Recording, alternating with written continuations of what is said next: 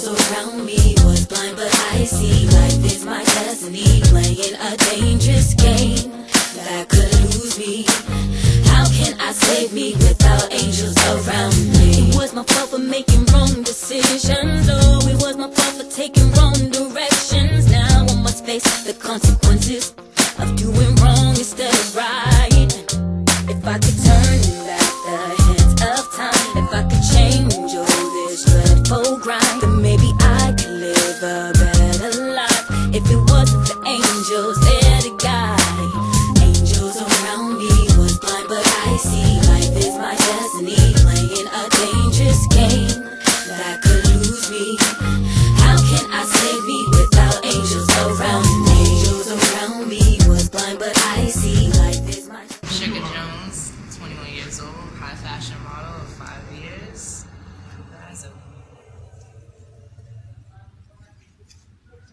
What's going on, bro? It's your man Sticks, aka Sticks Josie, platinum music producer, award-winning best director for the movie Angels Around Me. Look out for things that are coming soon. MSJ Productions, film music. Orville Hall, from phone call to information, became director of marketing for Adidas, moved on to being global marketing consultant for Fila and director of marketing for Polo Ground J Records. Currently working on a facility that we're creating our own independent network, so look out for that.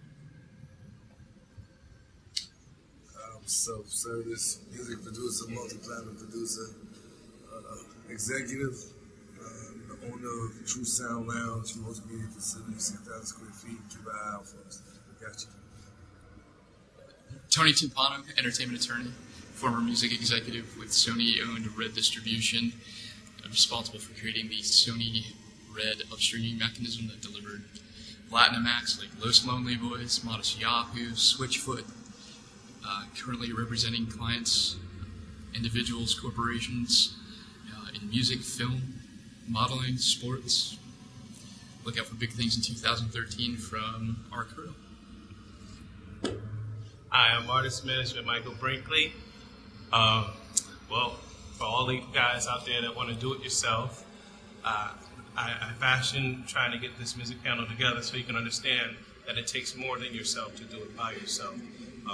I produce concerts from 1,500 seaters to 10,000 seaters. One of the only independent concert promoters that actually had Eddie LeVert fly in a day early for promotions for me, along with different people, Soulja Boy, BBC Winans. It's just too many people to name. But again, the message that I do want to get to everybody is that the industry is changing, and it takes every one of these panelists in order to make you have a career. Thank you very much.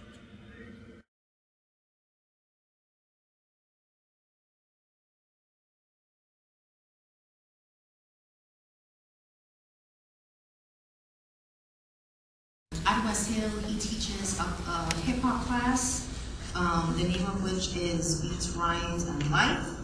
He is half of the hip-hop group called the Disciplenauts. He's also a founding member of the hip-hop collective in Connecticut, the Ag Farm Associates. He also ran what was the longest-running hip-hop showcase in Connecticut called Into the Cypher, and they recently had their last show this past October. So, without further ado, I'll hand this over to you.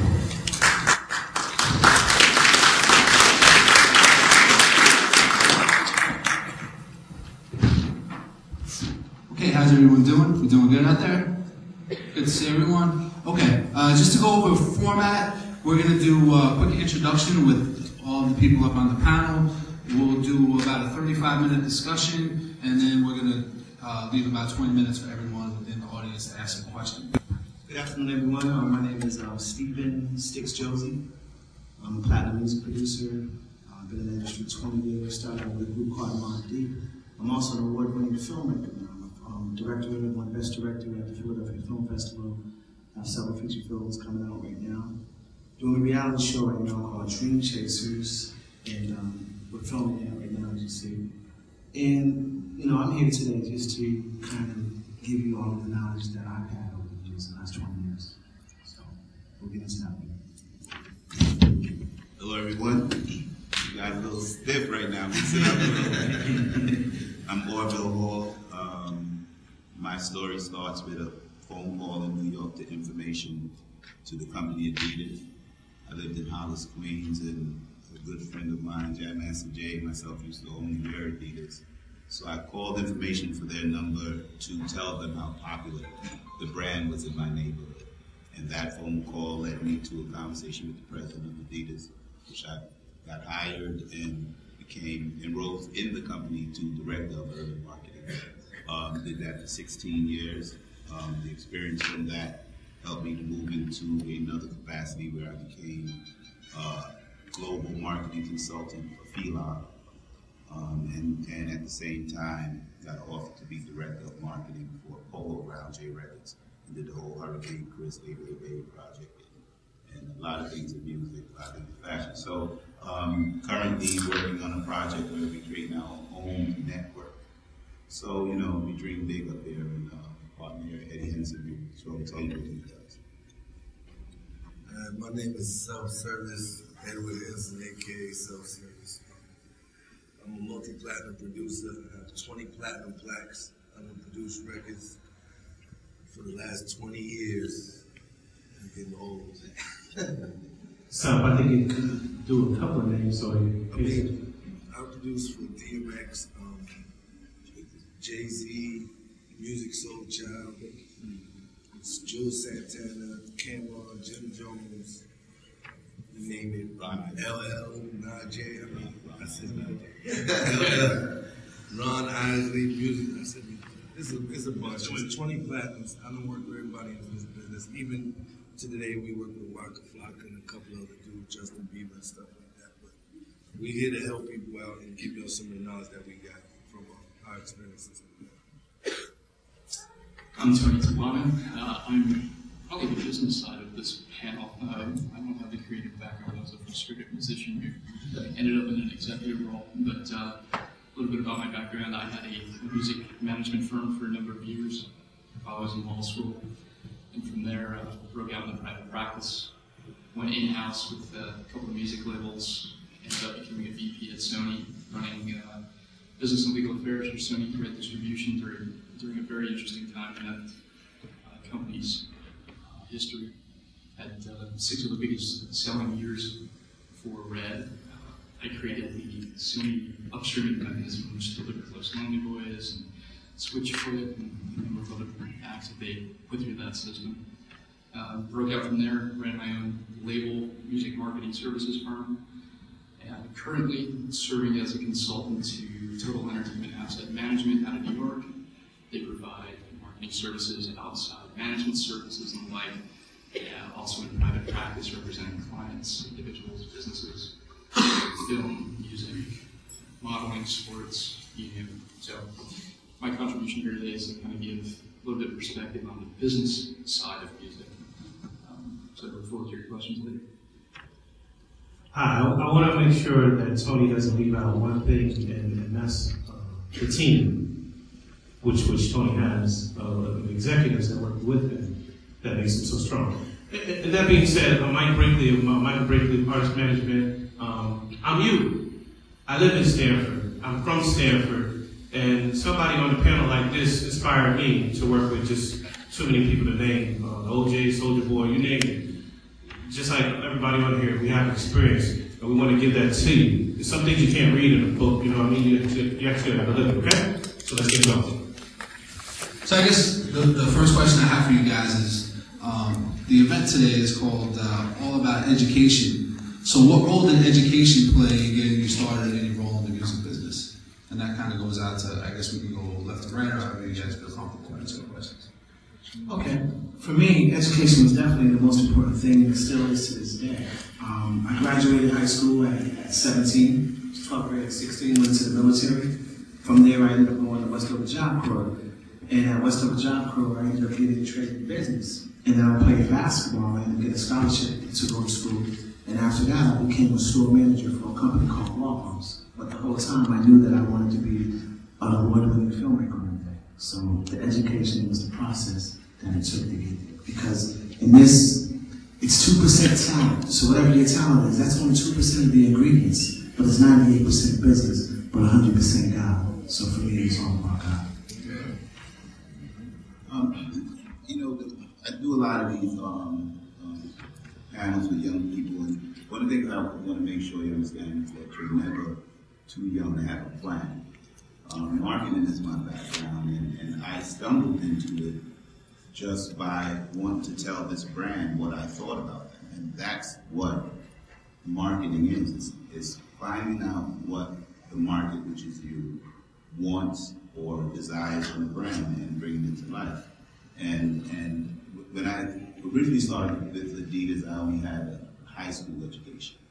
And that's when it struck me how important education is, because I had to learn. I couldn't just go in there and say to the president of Adidas, we should do this because it's hot. Couldn't do that. So I had to go back and understand how to translate what I wanted to do for them into their language. And when I say their language, not another language, but the language they understood. Retail, marketing, perception, reality. So I read a lot of marketing books just so that I can be as effective as I could when I'm talking to retailers and president of Adidas and designers. So at your age right now, everything's in front of you. Learning different things in school, you may not understand now why you're learning, but it is creating the discipline that you're going to need when you go into the working world. So there's a lot of things that I would have been stronger at if when I approached this company, if I had the education that most of my peers had. The good thing that the president of Adidas was interested in what I knew from my environment. So it gave me time to go back and learn how to approach delivering the message that I wanted to create for them to understand what I wanted to do in my project. So you're at a point right now where you can actually look at what you want to do, find out what is important to know about that field, so that when you do approach that field, you're as strong as possible. So education is very important. And I was your age at one time too, and didn't understand it. And so some of you, I do understand that you're at a point where you may not understand fully what education is, but this panel up here, I think, is like your GPS system.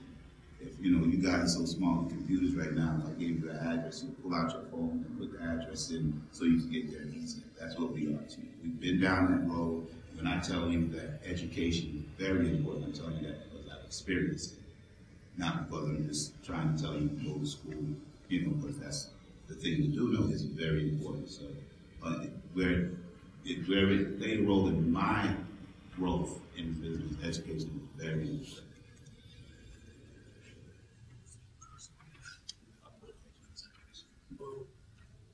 And I have no, I got dropped out of high school. I was bad growing up. My story is a little different than everybody else's, but to not drag it out, I became successful by God's grace with producing music for some of the greats in the hip-hop business. And my thing where I know where education would help me at is once I got there, I didn't know how to keep it. You understand? So I made millions of dollars and blew it because I had no education. Simple as that.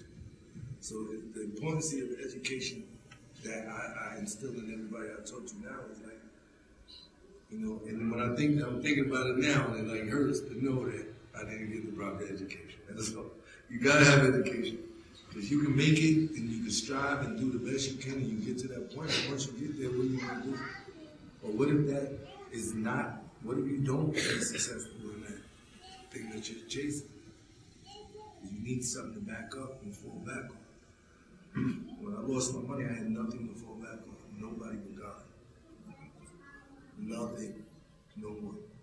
Came from nothing, made it there, and then I turned around and started getting a little more educated, dealing with people that was educated, and I brought myself back up. Now I educate myself as much as I can about anything. I teach myself, but nowadays it's so ill that Google YouTube teaches stuff when you put stuff in YouTube and find out anything. So like, don't have no excuses right now. We had nobody. I had nobody to teach me back then. I had no parents to go to. So education is very important to me, and I hope to y'all too. I think the thing that I can add, to the discussion is that it's a process. Education is a process, and it's not just a curriculum that you follow. I was a biology major at Tufts University, and I ended up in two worlds that are completely apart. But through the process, you meet people who are going to influence your life, who someday you're going to rely on for one reason or another. And there are a ton of business contacts that I have that I've met through my undergraduate studies, through law school, through follow-up education classes that I could take as a lawyer. And that network, that fabric is something that you have to create, and it's something that you have to tend to as well. So the environment in which you're educated is just as important as whatever field of study you decide to pursue and what your ultimate career goal is. I went to school to be a marine biologist, so why I'm sitting here, I have no idea. Because you were a wannabe musician. There's a big difference between what's read in a book, which is theory, but life is what you live, it's practical. And when you can combine those two together, that's going to be a successful person. So, if you could, make yourself a promise. Don't make me a promise. When you get in class, don't sit in the back, sit in the front. Pay attention, because if somebody made you pay for that education, then you see how valuable it is. A business teacher once sat down and he changed my life, and to the point where I sat in the front of the class and I refused to leave the class until he walked out. So if a person had a question, even if it wasn't my question, I would stay there to find out. I said, I want as much knowledge as you can give me, and I'm going to be on your heels until you just don't want me no more. That's life. So, Orville, you mentioned while you were speaking about branding, creating a brand. So for the audience members that don't know what that is, what is branding and how is it accomplished? Well, without knowing that everything is product, you are a product. People look at you when you leave the house and they make a judgment on who you are by what you're wearing. So you are a product. Branding is, what does your product mean? How do you develop your product to be important to others if you want to sell this product? So branding at Adidas, I actually was the one that went and got Kobe out of high school when he originally started. And Kobe was a guy that we didn't know what he would be. When I went into Marion High School and I went back to the presidency, I think we should work with him. We didn't know what he would be, but we had to first develop a brand for him. He's a basketball player, he's young, what will this kid be? Luckily, his first game, he dunked on everybody, so he just became a star. And us branding him didn't have to be as necessary as we thought. But branding is taking a product, initially assessing where it's at that point, and then create the story that will make it popular. If anyone else want to jump in on that, or? Yes. In the new music industry, everybody, again, when we talk about theory, I'm going to digitally get my stuff up there in iTunes, Napster, Rhapsody. It don't cost me no money. You just get it up there. In theory, it sounds good, it looks good, but you're not making no money. In order to really make that money, you have to do brand alignment. So, again, if I can hook up with Orville, and we say, hey, look, you know what? We're going to do a promotional tour, and we want to make gross impressions of your product, and we're going to put it out there along with my singer, but he or she has to have ethics, because there's clauses that will nullify the agreement, but you have to align yourself with brands in order to survive this new music industry. That's part of the business. And then let me touch on something real quick too, because I don't think what a lot of you guys realize, Instagram, Facebook, all of these machines, when you put these pictures up, what you're doing is branding yourself. Okay, forever. Okay, so what you have to do is look at yourself, and if you were a brand and you wanted to figure out what would make someone want to work with me, what would I present? Okay, would it, a lot of the pictures you guys post are going to be there forever, and it is what people will judge you by. Maybe not now, but 5 years from now. So like I said, and let's not get it twisted. I was where you would sit. So I know a lot of this is going to go in one ear and out the other. But we do these panels because sometimes it gets through to the few. But understand, branding is not just about product, not just about the sneakers you wear and the clothes on your back. It's about you. And when you put these pictures up on Facebook and Instagram with, drugs or, a little bit of clothes on and stuff like that, I get it. But we was there too, and I'm sure we did it in our way back then. But it's just more available now. It's going worldwide. So understand that, the question about branding is, I can talk about product right now, but I'd rather talk about you. These pictures you're putting up and posting, if you wanted somebody to work with you, would that be what you would present? They could find it online. They could find it online anytime. Put your name in, Google Images come up, right. Everything come up. So when you do stuff like that, let's say you become a great singer or a rapper one day. But before that happened, you don't put up some pictures that make you look great. You have branded yourself in a position that you may not get that relationship. Right, and then on top of that too, alluding to that, is anytime you step outside of your doors, if you just put yourself in the mindset that the cameras are on me, like see the cameras are on me right now, the cameras are on you. So if you know the cameras are on you, you don't want your family out there seeing you representing yourself or them in a negative way, no matter what it is. So let's go beyond the music, and like you said, it's about you guys. Right, when you have the last name, somebody sacrificed you to get wherever you are. You see the basketball players, football players, they run down the court, their last name is on their back, they represent their family. So remember, every time you step foot out of the house, you represent your family. Put your best foot forward. You never know who's watching. But even with that, as far as if any of y'all aspiring to become a producer or a rapper or a singer, branding is your image for who you're striving to be. So if you're gonna be a rapper and you're rapping, or if you're a producer, let me say it on the producer side. Producing, you think you make the hottest beats, whatever. You got everything rocking, and you want everybody to message you. They want to see your brand. They want to see who this person is. They want to know that they can personally deal with this person. And marketing and promotion is what brands you as a producer, and lets the whole world know that you're this person, or you're a rapper or a singer.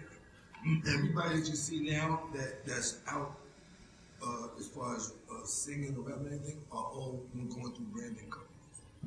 And they brand themselves. They got to be careful on how they are portrayed as a brand. And let's look at the reverse side. There's a term in marketing called perception is reality. Okay?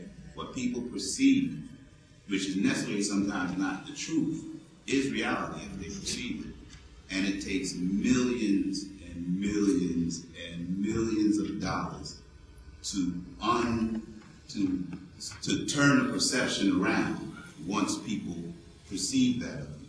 So again, this is the music, and I think we'll go more into the music thing, but understand, when you try to be a banker, a lawyer, or different things, companies are now Googling you.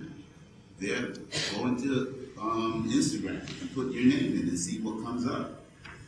And then they decide if they want to be associated with your brand, which is you.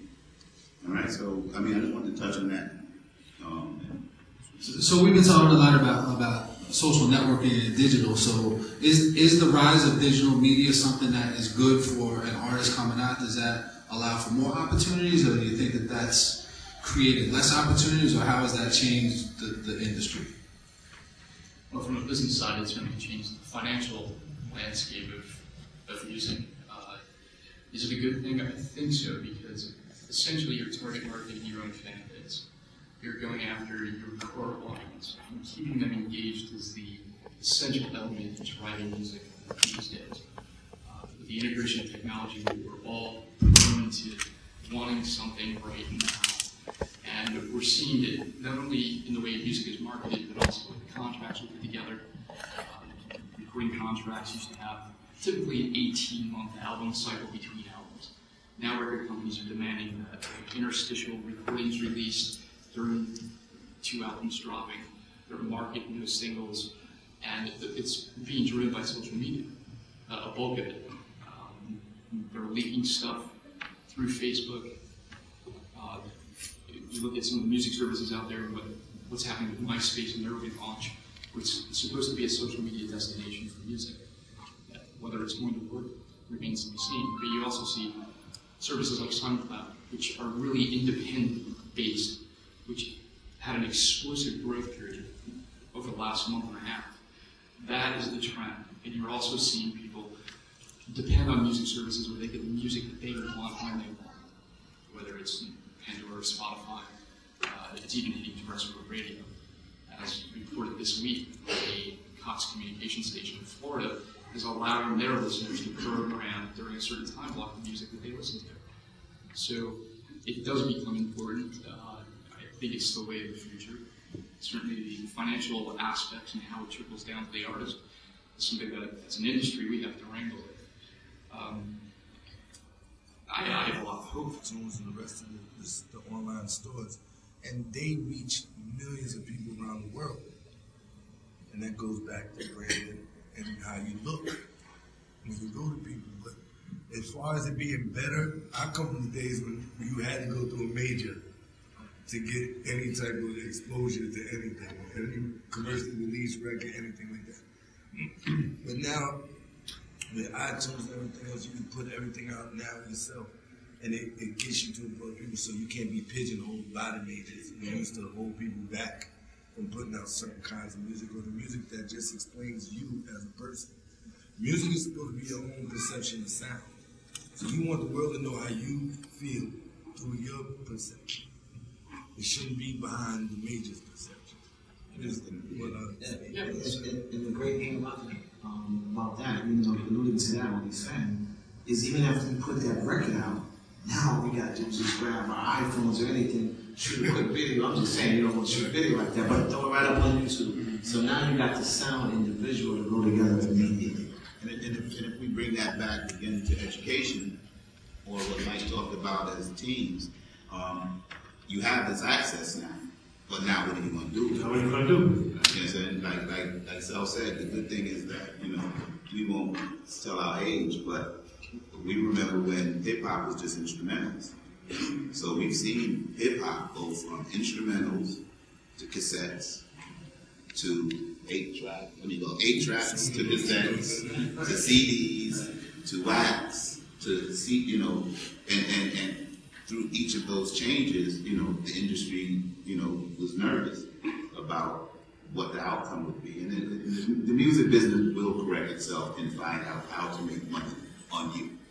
But until then, there's an opening right now where you have the ability to get product out. The playing field is sort of level right now because of the cameras we're using, which are the same cameras most of the networks are using now, and with the programs available to you to make music, which you can have on a laptop. So quality is there, but it's going to take a savvy mind to create something. Yeah, and that's what I mean, an educated mind to create something that people are going to look at and become popular.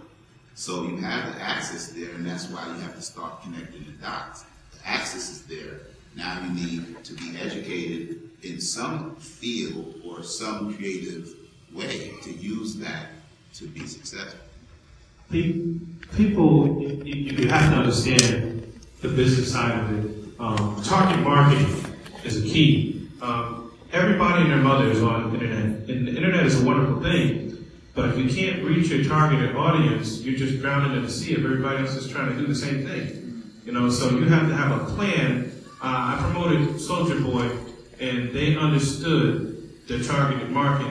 They knew that they could use the internet, but the internet only complemented when they were going to get out there and reach the audience that they was trying to reach by going to those schools and reaching out and handling the business. But you can't just get on the internet and think it's going to work for you by itself. Minimum efforts are going to produce minimum results. Just to switch gears a little bit, from I teach a media class, in my hip hop class, a lot of times we talk about the idea of a feedback loop, where you have the producer and consumer relationship, and the aspiring artist looking up to the industry professionals. To what degree do you think that some of the negative aspects of hip hop, like the degradation of women, or the kind of use of the N-word, or maybe like an overuse of violence, does that happen because the industry pushes that, and then artists kind of emulate that, or is that something that artists can break out of? What are your thoughts on that? Can I go first? I mean, there could be some people in here right now that think because they don't have their belts tightened or they got their pants down, it starts there. It's all about image. They see things on television and movies and things like that, and they think that their favorite rapper is really shooting up people and things like that. That's not happening. They're businessmen. You know, like I said, it's all about business. And like he said, perception becomes reality. So at the end of the day, if you're going to emulate somebody, let's emulate this man who became first president out there, black man, Obama. I'm just using that. If I'm going to emulate somebody, if I was a young man, that's what I'm going to look up to. Yeah, I think you're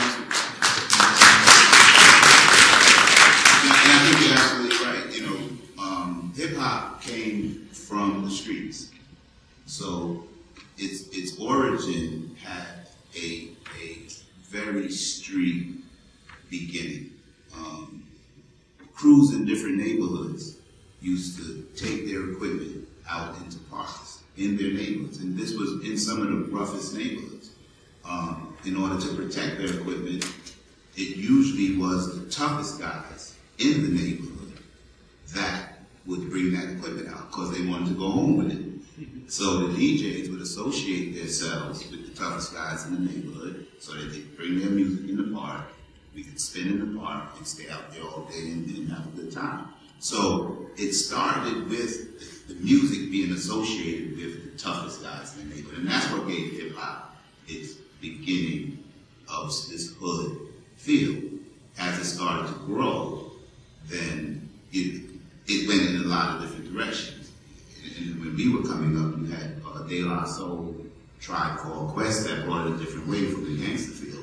But, the media has a role in that, and a lot of us had a role in that, because I actually worked on the Soulja Boy project too in the beginning with Hurricane Chris. And Soulja Boy had a very unique opportunity with that record, put him in a position to get work with Disney and Nickelodeon, which that really pays big checks.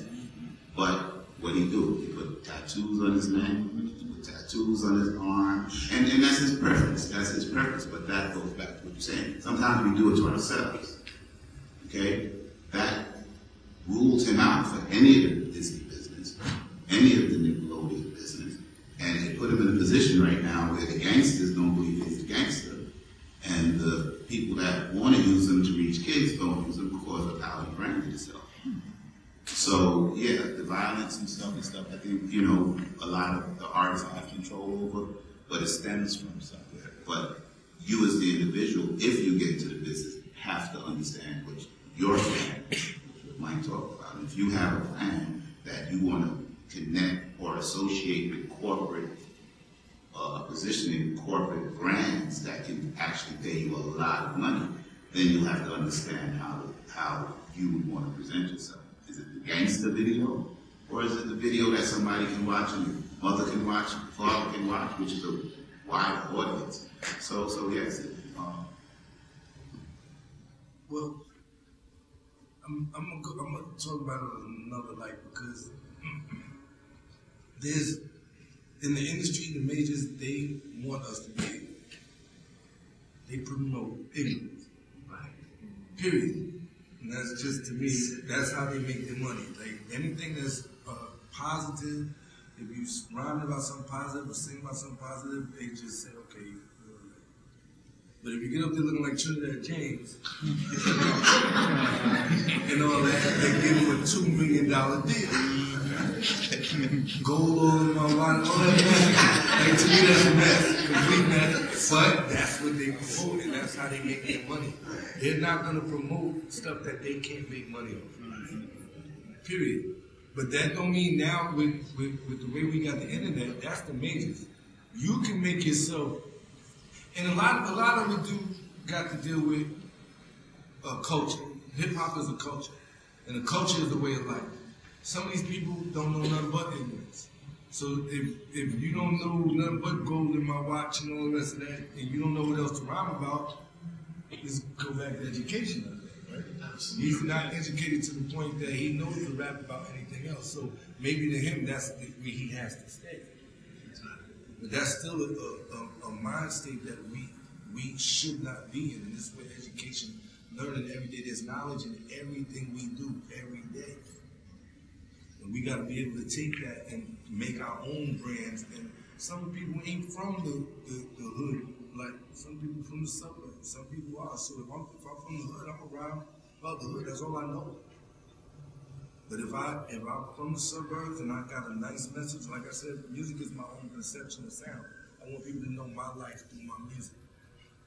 And if my life is that, then some people want to do that. But if my life is pleasant and thinking about positive things, I'm going to rhyme and rap about that.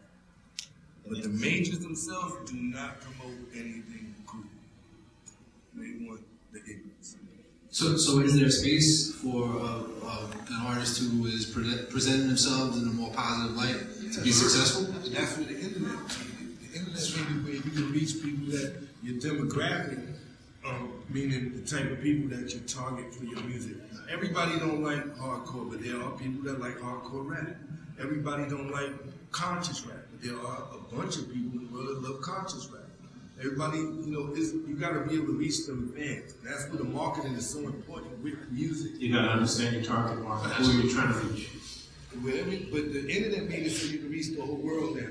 Right. So you don't have to go through the ignorance. Literally, you used to bring a record to a label, and if it was too positive, they would tell you to go change it. You know what I'm saying? They would tell you to go change it.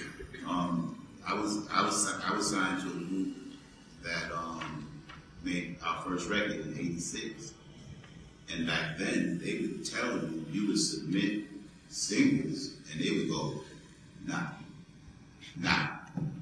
no. And if you came in there with a record with shoot 'em up and killing and all of that stuff, that's what we're looking for. That's how. And you was pigeonholed to that in our era, but you guys aren't. But again, what the commonality is, people like quality. Okay, so as much as Trinidad James is ignorant, and I do agree with so, somehow he found out how to maneuver through the system to get to wherever the world was able to see him and become popular enough for a label to say, okay, we're going to give this kid $2 million. Whether it's our preference, and exactly like Sal said, we're not particularly the ones that like that. But there are, if he was targeting ignorance, he was successful. You know what I'm saying? And he got $2 million for it. But you don't have to be pigeonholed to that. We live in Connecticut. I'm talking to you as a person who lives in Connecticut. When the rest of the world views you, they think of you're in Fairfield County, you have money. So if you can perceived as having money, and now you're talking about banging them up, shooting them up, I'm from the hood, and this and that, how real is that going to be when you get out there and you live it? Because if you say it, somebody's going to call you out on it. Remember that. So, and I think this will be the last question I do, and then we'll give it to the floor. But I was kind of struck when I saw that Chief Keef recently, 50 Cent was saying how he didn't show up to his video shoot for his first single. And you guys were talking earlier about discipline being important in success. So maybe you could enlighten the audience about what the difference is between the perception of what a life in the industry is as opposed to the reality, and how discipline plays a role in success? Yeah, the first thing I want to say, it starts with your parents. It starts at home. So the parents have to discipline their own kids first. And then the kids have to learn what respect is, to respect their parents. Once they learn to respect their parents, then they'll respect other adults as well as themselves and their peers. And then for me, I ended up going into the military, like I said, at 17. And that's a disciplined reality right there. And I've lived that my whole life. I think the thing that I see on my side of the fence, being a lawyer dealing with clients who want a record deal, is they don't know what they're asking for. They see a perception of life, and they're going to be paid millions of dollars, and they don't realize that in order to get to that, there's a lot of hard work, there's a lot of demands, getting up and doing radio spots at 4 a.m. in the morning, being on the road, doing press junkets, really being under the thumb of the major label marketing system. And I have clients who come back to be frustrated about who they're dealing with at the label. Unfortunately, it's a business, and you've got to look at your career in the music business as a business first and foremost. Because not only the brand, but the kind of lifestyle that you're ultimately going to lead. And things will ease up once you break out, and then you can call your shots. Getting there is always a source of frustration for artists, and I think it's the biggest misconception. I want to leave, I need to live. Be careful what you're asking for. Know the game of this. And let me give y'all the reality of why most artists are one-hit wonders. Because the industry, number one, targets artists between the ages of 18 and 21. Right? That's like about the age they want to hear you are when you come into the record. All right? Most of the time, these artists haven't even had a job yet.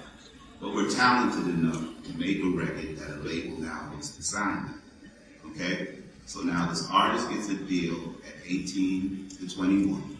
And the truth is, they'll work with us to get to that point, people that's been in the business. But the reality is, once you have a hit record, this 18-year-old is the boss.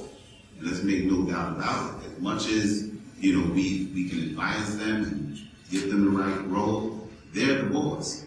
And like you know, the panel said, if they don't want to get up for the radio don't want to see us. They want to see them. I had problems with Miami Mike. You know, I got love for him, don't get me wrong, but you know, that's his role manager. You know what I'm saying? I said, yo, Miami, you the man.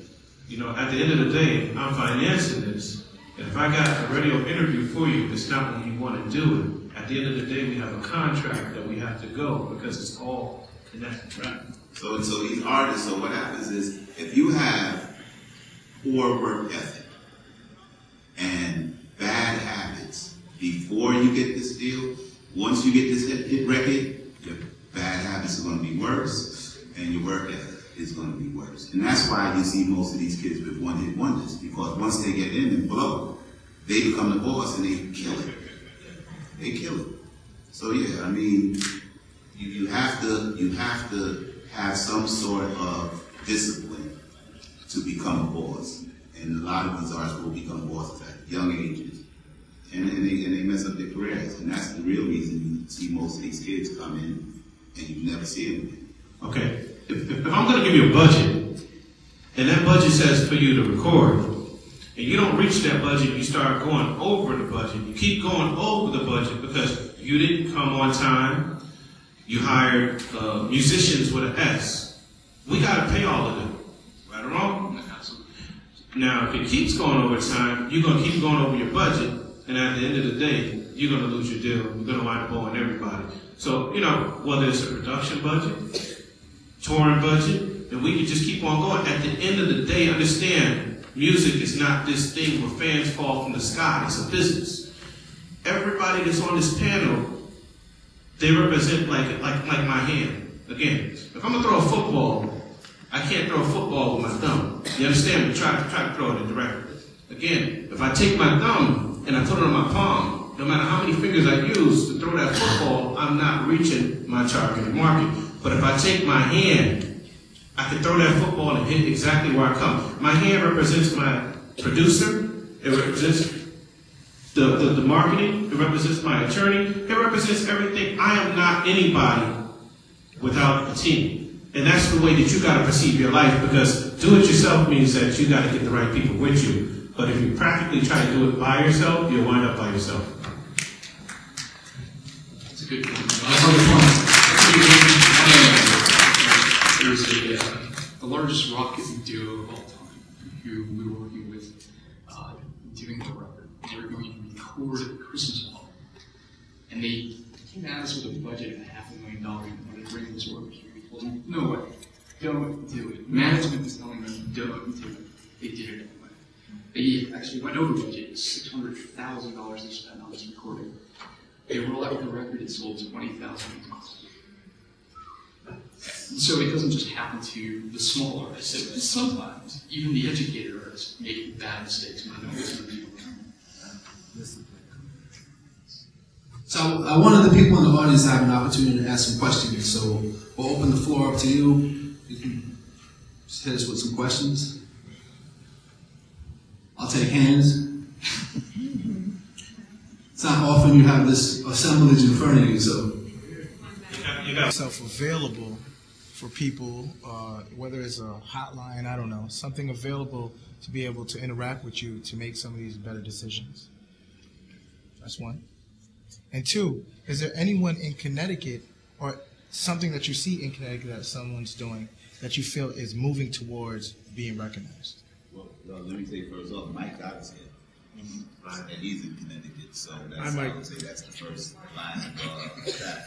We're in New York. Yeah, we're from New York. And I'm in Cali and Boston. So is there a hotline? I mean, I'm pretty sure all of us up here, if you Google us, if you Google our names, you'll find us all on Facebook. I'm sure we're all on Twitter and everything. So, and if anybody's interested, we'll give you it. I gave you my card.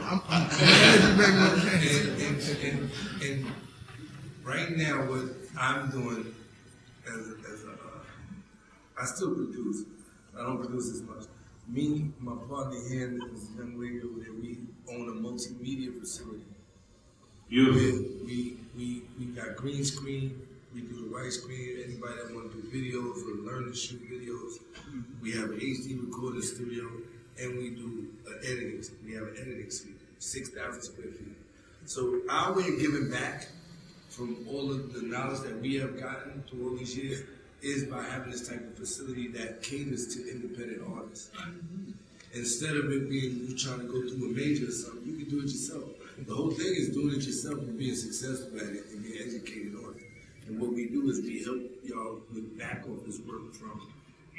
Some of y'all got jobs, got stuff like that, and you can't tend to be on the internet all day, or maybe you can't from your phone, or whatever it is, but we have this facility, it's a website you can go to, and we help people, independent artists, get to some of their goals.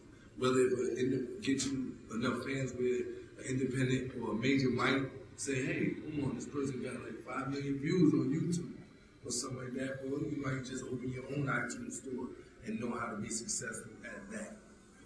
Either way, but I'll somehow get the website out. But let me just say this. We've been in the business long enough to know who really wants it. All right? So you could call me today and I'll know in 5 minutes if you really want it. So if anybody in there, I'll give you my email address. Because I'm a no. You know, don't hit me if you're not serious. You know what I'm saying? And so information is easy. You executing is the hard part. That's on you. I saw a question over here. No? Okay. In the back right there. I think there was a dude all the way in the back. Yeah, we'll get to that too. Yeah, sure.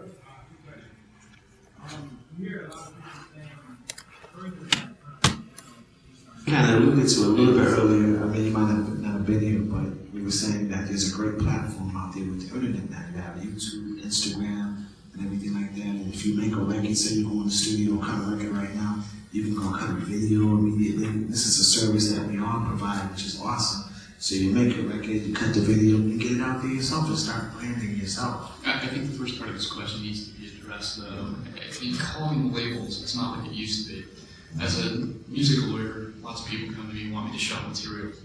Those days are over. I hate to say it, but there used to be a time when you would go to a music lawyer and they would take your recordings to record labels have sit-downs and pitch it as a potential project.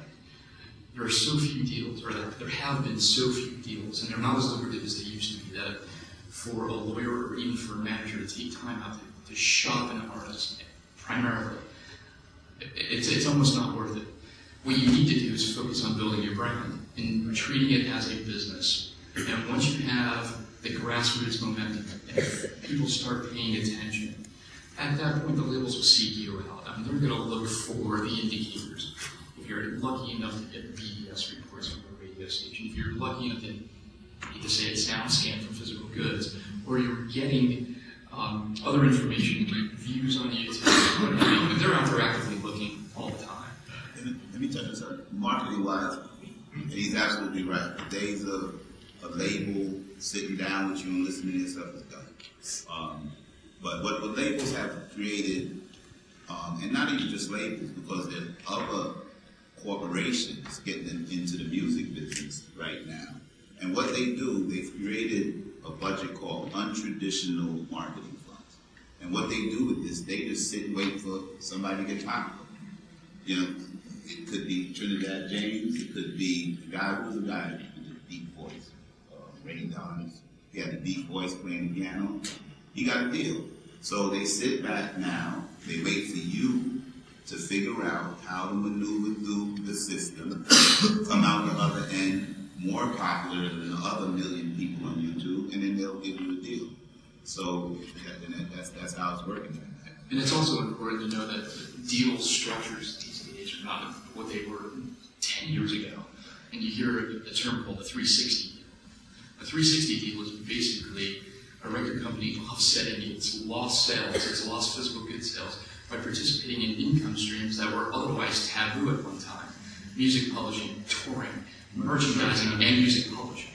All of that they're participating in. So in order to get a deal, and I'm looking at this not from a genre standpoint, but in a global context, whether it's country act, rock act, pop act, you need to have those sides of your career developed as well in order to attract real label attention. So being out on the road and pounding the pavement is important. Merch sales, whether you're selling $500 a month or $5,000 a week, as long as you have that income generated and there are ways to report those sales, it's important. It's going to leverage you as a brand in negotiating a deal with a record company. Well, on top of it, to answer the first part of that question, have you ever heard of Reverb Nation? That's what I was just about to say. You can go to Reverb Nation, TuneCore.com. These places have it set up where you can promote your music, put your music on as an artist or as a label. Now, if you do a label page on there, then that means you recruit artists or you promote artists from that label page. But if you just do an artist page on there, you do an artist page and it has fan collectors. This is all the groundwork that the majors used to put in, but they don't do it no more. They want you to do it, like I said, then you come back with a bunch of fans, and then they'll say, okay, we'll take you on and give you $2 million. Then you gotta be careful with that too. Because once they see you did the groundwork, and you done did all the groundwork, you got all these people, if you got 100,000 people following and liking music, what you need a major for? You don't. Imagine if you sold your CD for $2 and 100,000 people bought the CD. $200,000. What you need to good with a major for, and then they tell you, all right, we're going to take 75% of that because we have to do this. 75. You don't want to do that. So the whole thing is, it's like, what I'm trying to instill is build your own fan base.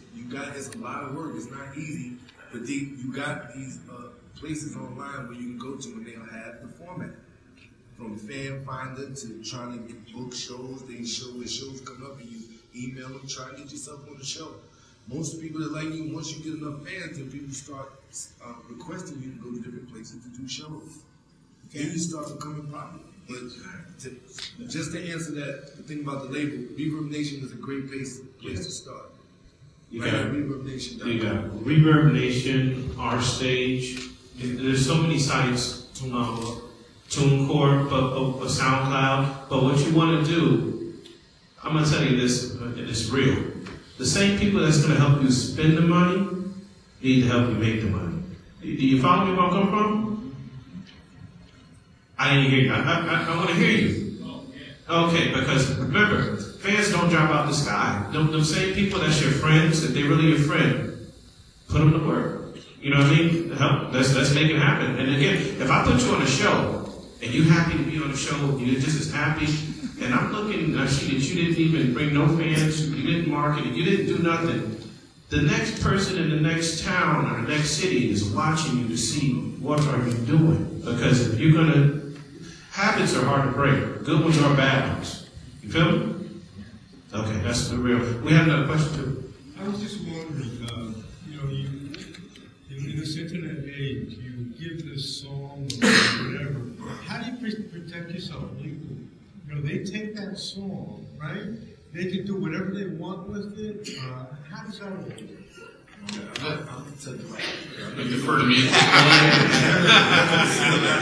But they incorporate, you have to, what's that? Copyright.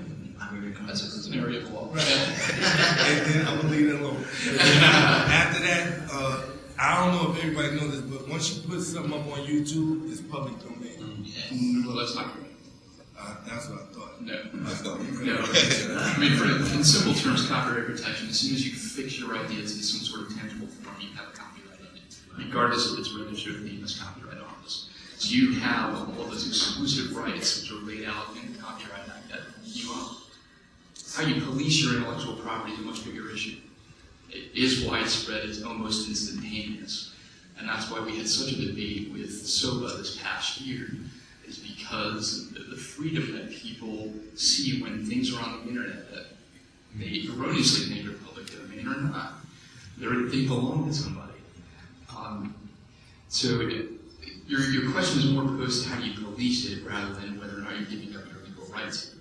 If you have copyright in it, it's attached.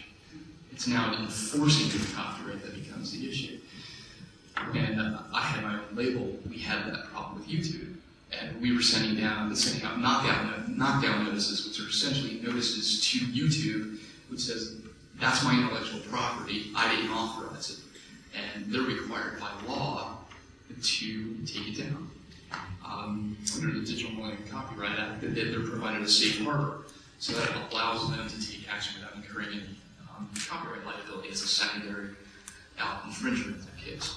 So policing your intellectual property is a monumental task, even for major corporations. And you see in negotiations for license agreements that they try to put it back on the DSP or the ISP so that it's a two-way street. Record labels, studios, they're sending knockdown notices, but they also try to pawn off some of the responsibility on those internet service providers. And it's a mixed bag. It really is. It's tough. And it's an expensive process. When you're dealing with copyright, you're dealing with a matter of federal law. So if you're going to litigation, you're in federal court. Not necessarily more expensive than a state court, but it's a much more complex, and generally the dockets are pretty backed up. And what you want is instantaneous relief. Instantaneous relief is by sending these knockdown notices to those kind of service providers, and they have to comply. And just like Tony said, though, once, what I do, like he said, once you create an idea in your head and you lay it down, it's really copyrighted at that point. But I'll still go beyond that and send out to the Library of Congress. Register. So if you got a bunch of music or whatever, take a group of songs and just send it so it's one time $30 hit. And then what I do, I'm on BMI. They have BMI, ASCAP, whatever. I go and register my songs immediately with BMI right away. So that's how I try to protect myself and publish it. What you're doing is establishing a date of authorship. That's it. So that if somebody comes along and decides to rip off your song. And I think his question was more posed to how do you police it with rampant sharing of information rather than somebody directly infringing. But that's what I advise my clients to do. Register at the Library of Congress, make sure you're pretending that you have that data established. A lot of people, they don't register their songs with Sound Exchange. And we're talking about digital streams and royalties. That's a lot of funds are just sitting there because, again, this is all about education. And we have some major people who are uneducated and they don't register their music with Sound Exchange as opposed to just registering it with EMI, ASCAP, Harry Fox, or anybody else. But you get revenues from streams from Sound Exchange, you know, as far as that too there. But what Sticks is talking about as far as like, okay, copyrights, you're gonna have 5 forms of royalties as far as your mechanical, your performance, your digital, your sheet, your sync, and so you're making money off of it being out there, but it's about protecting it. You're right, it's very hard. No, the best way, you got an attorney right here, it is the only way. On that note, I think we're gonna have to wrap up because we have the open mic coming up next, the open mic competition. So if you could give a nice round of applause to all of our panelists. I'm sure you'll be able to catch them over here if you have another question.